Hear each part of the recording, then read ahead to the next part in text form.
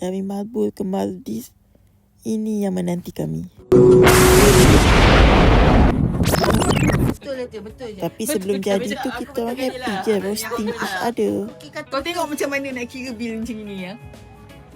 Kau benda hari macam mana? Seperti biasa. Kalau pasal bil ke apa, mesti dia orang akan halau aku. Tengok sangat matematik dia. Kita orang memang macam ni. Dah bertahun-tahun travel. Memang ni lah Suhailiza lah. Kita orang Tengok sangat bila accountant. dia masuk. Tengok sangat matematik. Kita orang dah travel sama daripada anak kecil sampailah besar. Daripada Mabul lah. Mabul tu sampai 3 kali kita orang pergi. Memang we love Mabul. Kemudian ke Kuala Lumpur, Perth, Jogja, Japan, dan yang paling best kita orang berumrah sama-sama pada tahun 2020.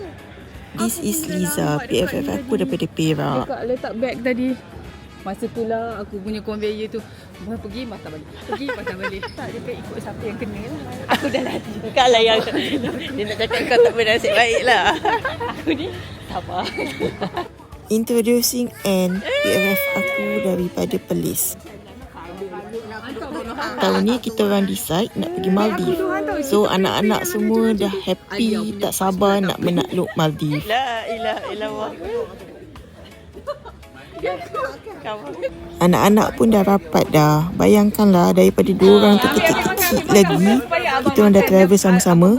Masuk tangan mak. Ambil satu. Tak payah dah lama sangat bang. Nampak sangat macam tak ni. Dia kena. Yang ni bang. Maldives. Macam kenal. Bapak-bapak pun sama. Pergi mana ni? Suka menyakat satu sama lain, penceria suasana. Tapi saya tak tahu jalan lah. Nanti ikut saya naik tutut. Naik tutut. Setelah hampir 4 jam perjalanan, Alhamdulillah, Maldives, kami dah sampai. Okey, kita dah sampai di Belana Airport.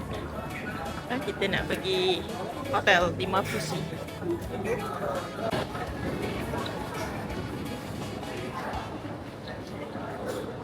Keluar je dari airport, kami terus ke jetty untuk ambil speedboat ke Mafuzi.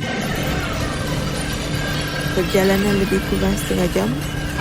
Boat ride tu agak bumpy, tapi sebab kami dah biasa dengan laut, Mabul pun 3 kali pergi, so okey je. Hotel yang kita orang duduk ni betul-betul dekat dengan jetty boat, so tak payah jalan jauh.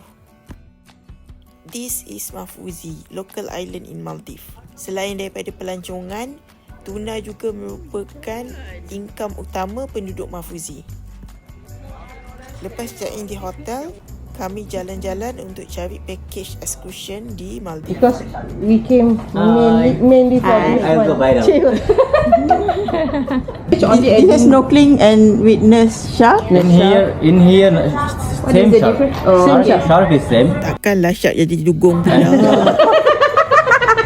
This one, another point is stingray point. Where we feed the stingray and you can see it also to ask them no problem, and we take videos also. Okay. And snorkeling the shark. This is the one. Pulido Island and sandbanks. Dolphin? Dolphin 50-50. It's Lucky very dolphin. If you are lucky. If you are I guess lucky. you are lucky. Yeah. Okay. Because the beautiful ladies are always like, If no dolphin, I come and take another $10 back. Aku ni dah belajar skill tawar-menawar dengan husband aku. So kita tengok dapat tawar ke tak. Including triple. We are triple. so yes, if you triple can get some discount. Yeah, that's right. Okay. Finally, kita orang ambil package daripada South Beach yang lagi murah, which is $50 per person. Nak tengok. Yang kita duduk sini, kita tengok dulu. As a reward, lepas dapat harga yang best, kita orang makan aiskrim Baskin Robbins dan jalan-jalan dekat area pantai untuk tengok sunset. Itulah cakap.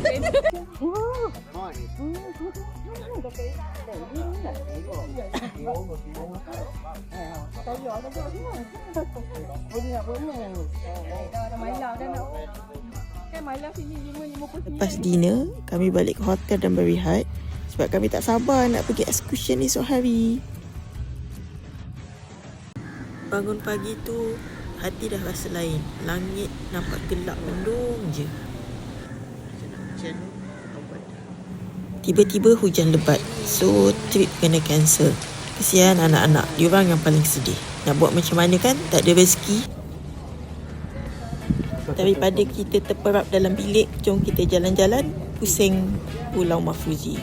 Korang nak tahu tak, Mahfuzi ni sebenarnya antara pulau penduduk yang paling popular kat Maldives. Populasi penduduknya tak ramai, lebih kurang 3,000 orang je. Walaupun pulau ni kecil, tapi kemudahan dia lengkap tau. Ada sekolah, ada hospital dan kedai-kedai pun meriah. Orang sini pun sangat ramah dan rasa macam kat kampung sendiri je. Korang tengoklah kemudahan kat sini. Bukan setakat playground warna-warni, tapi siap ada swimming pool sekali tau untuk budak-budak. Memang syurga lah untuk family yang bawa anak kecil ke Mahfuzi ni. Tapi itulah, nasib kita orang hari ni memang kurang baik sikit. Dah lah trip laut cancel. Sekali tengok playground dengan pool ni pun tutup. Beda je lah anak-anak oi. Tak apalah, kita orang tak nak patah semangat. Kalau pool tutup, laut kan ada luas. Jom kita orang bawa korang layan view pantai yang lagi gempak. Korang tengoklah, airnya jernih walaupun cuaca kurang baik. Korang kena tahu pasir kat Maldives ni tak sama macam kat Malaysia. Pasir dia agak kasar sebab berasal daripada batu karang yang pecah. So make sure korang jalan pakai slipper, kalau tak memang sakit gila. Walaupun kaki sakit kena coral tadi, tapi healing dapat mandi laut kat Maldives ni lain macam rasa dia. Inilah momen yang kita orang akan kenang sampai bila-bila. Dah penat mandi laut tadi, kita orang pun sambung pula berendam kat Infinity Pool. Pool ni tingkat 12, jadi memang nampak semua laut Mahfuzi dari atas. Tak sangka pula tengah berendam tu, tiba-tiba dia muncul kat bawah hotel. Rezeki hari ni dapat tengok depan mata, walaupun jauh. Itulah. Besar. Ada Stingray. Ada ni stingray. Lepas tu apa lagi, kita orang sambung berendam dalam pool. Masa ni lah aku puji diri sendiri sebab pilih hotel ni. Yelah, memang aku yang booking kan, so diorang ikut je. Tapi view dia memang tak boleh buat bincang. Rasa macam tak nak keluar pun ada. Punyalah cantik Mahfuzi ni walaupun cuaca tak bagus, subhanallah. Lepas tu kita orang lunch terus kat kafe tepi pool tu, sambil makan, sambil borak panjang pasal esok. Kita orang tak tahu ini sebenarnya ketenangan terakhir kita orang sebelum hari esok yang mencabar. Lepas berehat, malam tu kita orang keluar ke kedai rujit nak beli jajan. Masa ni cuma fikir excited sangat sebab untuk trip esok. Kita orang tak sangka rupanya esok adalah hari yang paling mencabar bagi kami di Maldives. Trip Maldives ni memang sangat eventful. Segalanya nampak sempurna.